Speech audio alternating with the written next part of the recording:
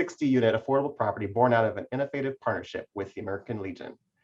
Thank you for joining us today, Carmen.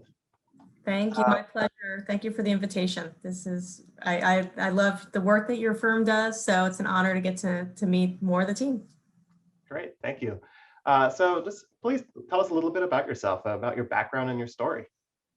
Well, like a lot of great real estate professionals, I'm part Colombian, like someone else you know. So I think, Paula, you're Colombian as well, right? Yes. Okay. Well, I immigrated here in 1967. I was born a couple of years later, and they raised us in New York, in the Queens area, and really lived the American dream. I've got two siblings, and my parents worked their butts off to give us a chance to get an education, and that was our kind of pathway. And then they really came here with nothing. So, my passion for what I do is about kind of a multi-generational approach to ensuring everyone has the opportunities I was given when I came here. That's awesome. Yeah, my family are also immigrants, so I definitely appreciate that. That's awesome. My family's from the Caribbean, Jamaica, and Trinidad. Excellent. I could see you have a diversity is in Paula's DNA. I look around and I see all these awesome folks who also seem to have different backgrounds. So I love that. I think that says a lot about your ethos, and even this program that you're hosting says a lot about what's important to you as a design firm. Thank you. Thank you. So tell us a little bit more about your career. You started in the hospitality sector, then moved on to Clark Construction, and in 2011 you joined APAH. When did you decide to move to an organization such as APAH? Yeah, so out of business school, I got my MBA at Wharton. My husband was here in DC at that point, and I really wanted to be in DC and do corporate finance. And Marriott was kind of a unique kind of bridge between real estate and finance, because they did a lot of their acquisitions in-house. They kind of recruited investment bankers to run all their pro formas and do big portfolio deals. So I wanted to learn real estate from the finance standpoint. So I was in a 9-person boutique that supported the then CFO of Marriott, who Arnie Sorensen later became the CEO, who just passed away. So I was part of that 9-person team that would do the long range planning, so that we could help guide the investor relations team to say, how many hotels we need to build in 4 years so that we keep growing the way we need to grow. So this approach to looking at a 5-year view of a portfolio, which actually is something I tried to bring even to APAH when I came here, is you don't just worry about what you're doing today, worry about the business development and what's coming next, and pick the right projects. And then my boss from Marriott started a real estate practice within the Clark Construction family to do public-private partnerships, where they could, help oversee design, get permits, structure finance for groups that had ambitious real estate projects, something that Clark could later build, but needed 2 or 3 years of the development piece of the job. So I followed her there, and that was called Clark Ventures. It later became rebranded Edgemore Real Estate Services. And that's really where I learned how to be a developer, how to, start the community process, helping build a vision for projects, getting the entitlements done. And then at a meeting in 2009, when I was at Clark, I went to a ULI panel, and I saw Mina Janapal, the CEO of APAH, present about affordable housing and about her kind of focus here in Arlington. And it just kind of stayed with me for many years, for a couple of years. And in 2011, I kind of woke up New Year's Day and I'm like, you know what, I want to do something different. And I love the projects I was working on in Clark that were mixed income, really resonated to me. And I said, I would love to do that full time. And so I, went to see her. And I said, can I volunteer on your board? And she's like, no, I don't really need a board member. She's like, what I need is a pipeline. She's like, but I can't afford anyone. I don't have a budget. So I actually worked for free for about 5 months and said, let me see, I've never worked at a nonprofit. I've only worked at big Fortune 500s or a big place like Clark. I don't know if I will like kind of the pace, might be too slow for me at a nonprofit. Let's just see if this works as a kind of volunteer business development person. And then, 5 months later, I was like, this is better than anything I've ever done. It's Wow. so much fun. And here we are a decade later. That's awesome. That's amazing. Well, and also congratulations on your new position as Executive Vice President. APA's leadership is feminine, including yourself and the President, Nina Janapo. This is quite unusual in the industry where women are still underrepresented in management positions. What do you what do you think the reasoning for that is?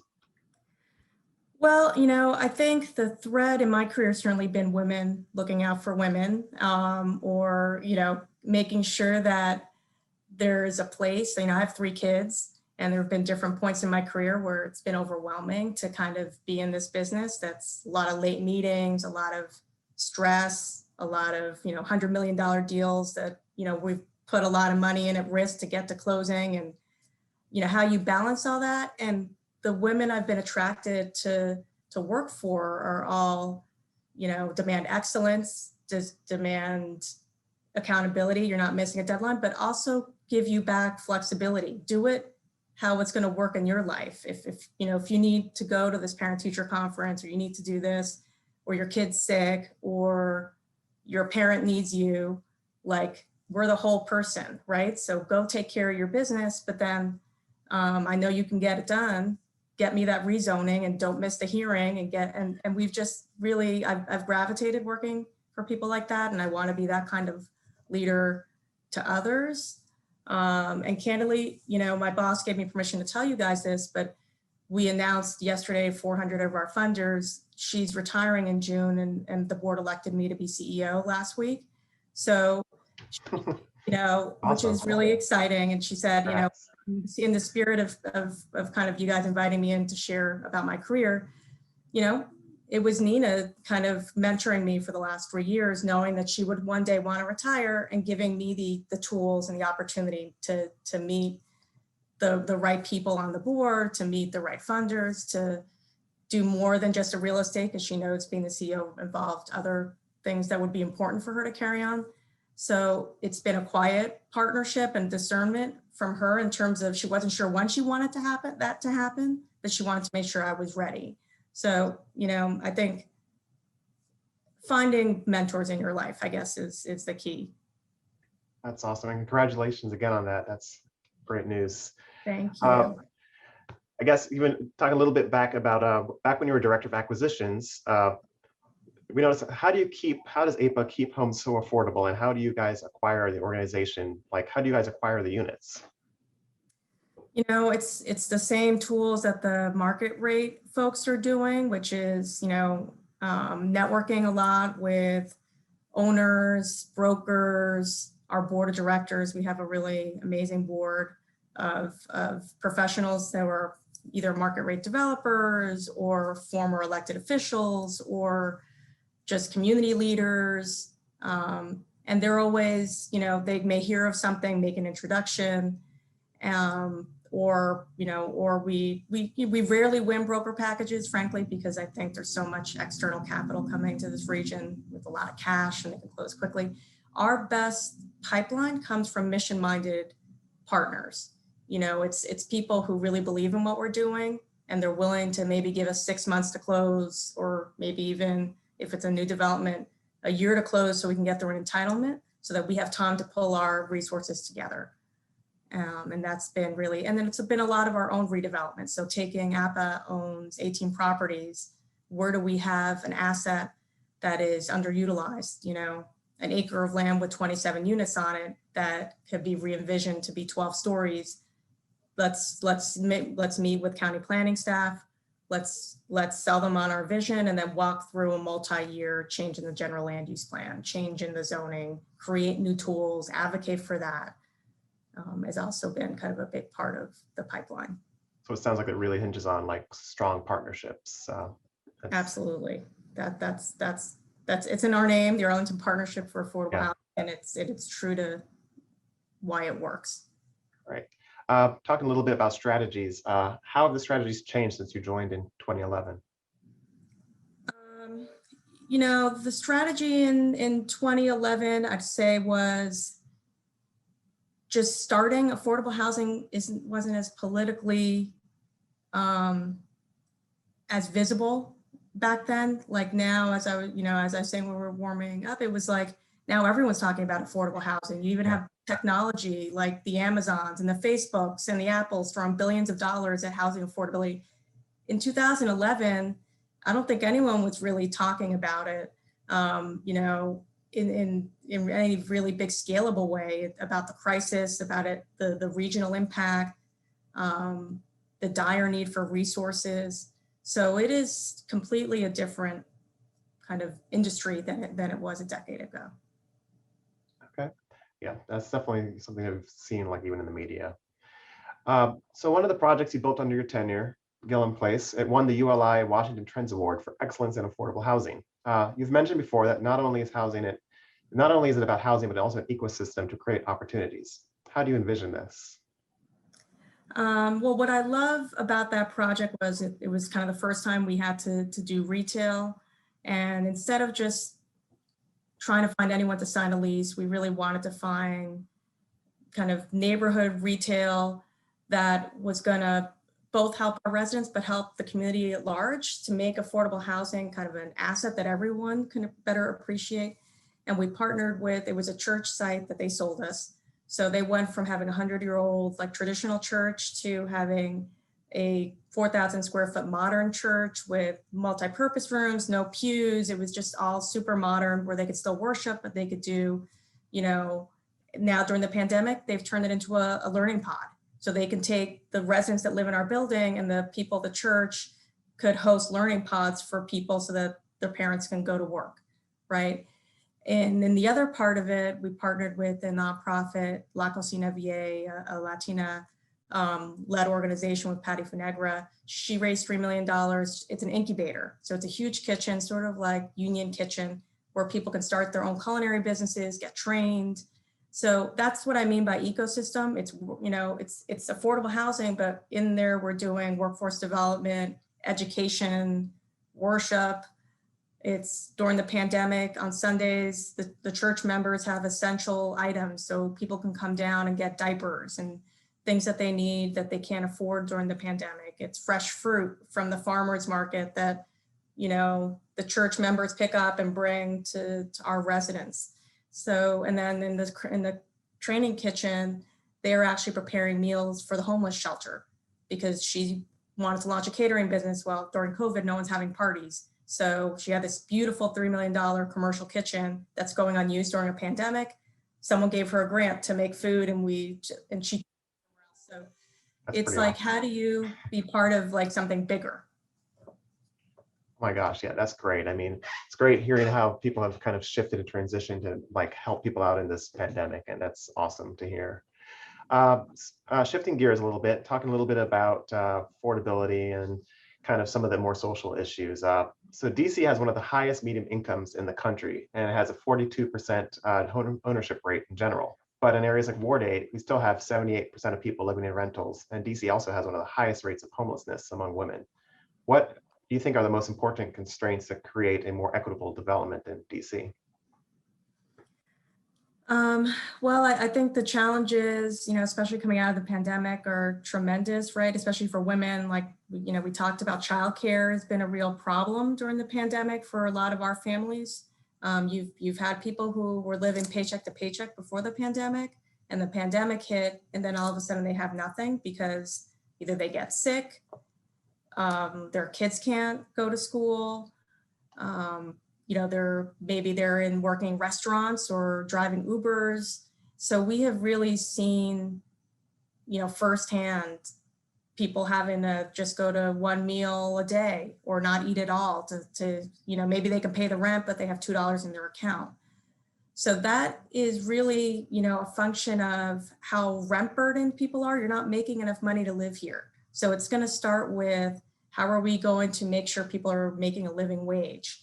How are we giving people pathways to increase their wealth, right? And, it's the two generation, it's helping the parents, but also helping the kids to make sure we can break cycles of poverty. And it's going to need, like coming out of COVID, it's going to take philanthropy, it's going to take corporate money, it's going to take federal money, it's going to take a lot of creativity to get families who were already barely getting by back to even where they were, and then having a plan to be better than we were. So it's gonna take a decade, I think, to pull out of this.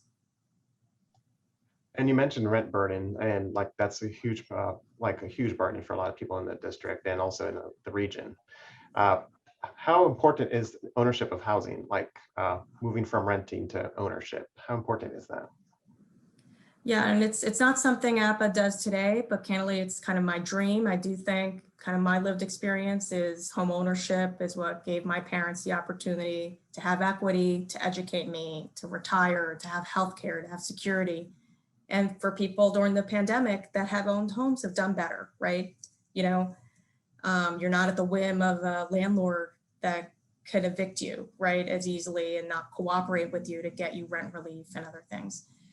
I do think that we need a concerted effort. I know the federal government is talking about programs to try to help. Maybe it's lease to own models. Maybe it's down payment assistance. I think the hard part in this market is so expensive to build housing, and the amount of equity and gap money you need has not been, there's no scalable home ownership models for low income or moderate income people right now. They just don't exist. So we have to create them, right? And how are we going to harness all of, hopefully the commitment that people have to solving the equity gap and putting forward things that might work to address it. And I hope APA can play some role in it. I don't know what that role might be. It might even just be, identifying within our 2,000 households, what's the cohort of people that are ready to take that leap, right? Like just really understanding the needs and where people are in our portfolio and making sure that we enroll them in, maybe it's, the right credit classes and home ownership prep, and then get them the grants so they have the down payment. But important topic. Yeah, definitely. Talking a little bit more about the community. Besides your work with APA, you're also really involved in communities. What impact does the Virginia Latino Advisory Board have? The work that you do. Sure. So, I really love volunteering and doing things outside of APA that are kind of that are more than just housing, and the Latino Advisory Board. And I invite anyone here who lives in Virginia, call me. We're looking for more volunteers for the cause. Gives the governor of Virginia advice on, healthcare reform, housing, immigration, employment, policies and initiatives, so that he knows as a governor what's important to the Latinx community throughout the state. And we, support things like in-state tuition for the undocumented. We support things like reducing barriers for people who don't speak English to getting tested, or COVID vaccines, or rent relief, and are constantly working with the administration when we hear things aren't working. Places are asking for social security numbers to get the vaccine. Well, time out, we know that's not right. So sometimes they give us like talking points so that we can do interviews on behalf of, because the administration may not have enough Spanish speaking ambassadors to get the message out to our communities. So this group, the advisory board, is helpful in doing that. And then, obviously also working on legislative changes that we think are needed to help our communities of color. And then we partner with the African American Advisory Committee, the Asian American Advisory Committee, and the Commission for Women. So on common areas of interest for groups like ours. Awesome. I had one last question before I was going to open up the chat for anyone else questions. So for you, in the next 5 years, what is your major goals, especially in light of your new position? Sure. Well, I think for the next 5 years, APA has kind of recently gone from being a one-town shop to being a regional group. Is continuing to execute regionally. I think that's a big jump for any organization that went 30 years from working in a 26 square mile area to doing that. And I want to make sure that we continue to execute our projects on budget, on time, and then continue to take on kind of ambitious partner programs. And we're getting affordable housing now. That's a new product for us that we've not done before, but we have 5 of those on the books. So getting smart about what that looks like, kind of multi-generational, and I think it's certainly consistent with the demographic trend. And then I think the ready work. So challenging ourselves, to your point, on home ownership, maybe it's better defining consultants and partners we work with that share our values on the racial equity, diversity, and inclusion. It is, really certainly focusing on that. And then also for me, the resident services pieces of it. So what educational programs are we putting in place? APAH has like 1,200 kids under the age of 25 that live in our properties, right? So we've got 2,000 apartments, 4,000 people, but a lot of our folks are young. So how are we going to help them with learning loss coming out of the pandemic? What are the tangible goals and metrics? How are we tracking them? And then how are we getting funders to step up with their money to help invest in scalable solutions? And I think that is as important to me as it is building the housing is what's going to happen inside of those homes. Thanks so much. Those are all super important issues, and I'm looking forward to seeing what happens there. If you have any questions, feel free to put them in the chat for everyone who's on it. We have the first question from Dennis. He says, I read that APA had a project with large amounts of dwellings used by veterans. Is this supportive housing? Either way, how come there are not many housing models out there to support temporary housing not as many housing models out there as temporary to supportive housing as simply affordable housing? I see a lot of new projects that are just one or the other. So.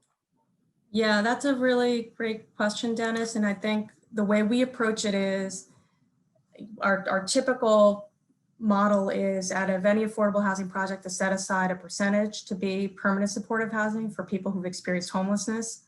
So it's like the Veterans Project that you mentioned is 160 units.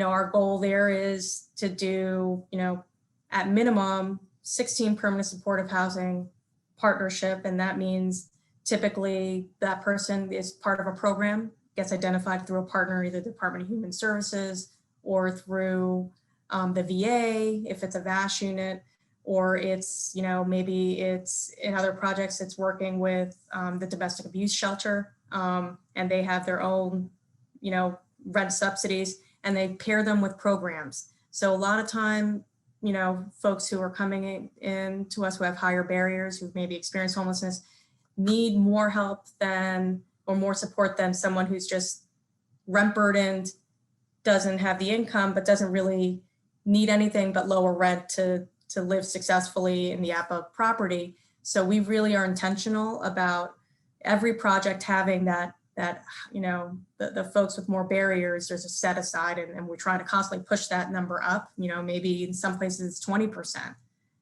But it's really, recognizing that the service piece, for it to be successful, you need a fully funded service piece to make sure that people can be successful living independently. And we really have, APA is the landlord in those cases, so we don't deliver the service directly. We have resident services staff that are liaisons to those service providers. So we do things like require a 24-hour hotline so that if someone needs help, if they're in crisis, that we have a number we can call at any time, and our partner can come and help provide whatever service that resident may need so that they can be successful, stay housed, and that, our integrated model will work and be successful, because that's what it's all about. Awesome, thank you. A question from Aura. She said, you mentioned your experience from your parents and yourself as immigrants. How has this experience influenced your career path? I think it gives me more compassion and ability to relate to what's something that, we're kind of in. A lot of times you have policies maybe put in place by people who haven't had the lived experience of the person who's living in the housing, right? And a lot of our residents are immigrants, right, in our properties. So, I can go to one of these listening sessions and speak in Spanish with some of the moms of, you know, these women who came here to this country looking for opportunities for their kids, and they want the same things that I want as a, you know, as someone who, you know, was born here to immigrant parents, and we have kids in the same grade, and we're like sitting here, she's a, you know, a resident at APA looking for, you know, a summer camp. She's worried about safety. She's worried about how do I keep my son away from doing this or that. And just having that, you know, it's not them and us. We're all kind of, we all want the same things, right? Which is safety, opportunity, health, you know, stability. And I do love, and I think having a diverse senior management at a nonprofit, at any organization that can relate to the people we're trying to serve is what's going to make us more authentic and really help people in a better way to partner with them. Yep. So thank you. Question from Paola. She said, coming from a global background with a track record of being successful in providing housing opportunities for communities in need, what recommendations would you give to housing leaders in Colombia or Latin America? Wow, that's a great question, Bella. And you know what? I would say viewing housing, you know, high quality, affordable housing as a political priority and worth investment, and you know, it's really a function of justice, right? Like you really need that to be a thriving economy. And I think we can, you know, we should showcase that in Latin America as much as, you know, we're striving to do here in Arlington, Virginia, where, you know, you need governments to step up and say, this is as important as any other global crisis that we're dealing with is affordability and keeping our, you know, our having roofs over the head, eliminating homelessness. I mean, you don't, it's got to be intentional. It can't, you know, you wonder, you kind of scratch your head, why is there so much poverty? Why are there so many people? It's because someone in government is taking kind of a very hands-off, inactive, reactive approach instead of doing what we've done, I think, successfully in this region, is to say, we want a 10-year plan to end this. And the way you end it is by putting your money where your mouth is, right? And doing what the, you know, DC is doing and investing $130 million a year in a trust fund, and Arlington and other people doing it. And you can get people housed. You can break cycles of poverty. You can really be a better place for companies who want to put their headquarters, like Amazon is part of the reason why they picked this region, is they liked our focus on affordability. And they didn't want to see the prices replicated that they've, you know, seen on the West Coast. So they saw intentional leadership, and I think that's what's needed globally. Right. One final question, I think, as we close it out. Do you have any advice for women starting in leadership positions from your own experience? Yeah, I think, you know, in embrace, you know, to me, I'm a people person. I'm, you know, I love kind of the humanity of what we're doing. And I think early in my career, I'd be at meetings and people were so buttoned up and formal, and I felt like maybe to be successful, you had to be like them. And then as I became older, I realized that that's what I think made me successful, was, you know, knowing my client better, the community I was working with, the residents I was trying to serve, you know, the funders I was trying to better understand, is listening and talking and getting to know one another, and we're, you know, and being respectful of others, treat, you know, and I think, you know, as maybe a woman, you're kind of doing that, you're, you know, and in my case, I'm a mother too, right? So realizing I want to be the sort of partner that understands I want to be looked at as a whole person. I'm going to treat my colleagues and my partners and my funders and everyone like a human being, and treat them with respect, and try to really listen.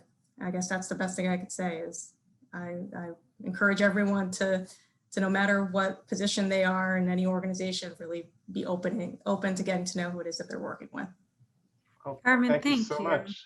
This was fantastic. Thank you so much for your time. I think I think everyone has seen the background of your hard work. Congratulations in such an incredible achievement and accomplishment. It's clearly nothing that you didn't win because you haven't worked hard.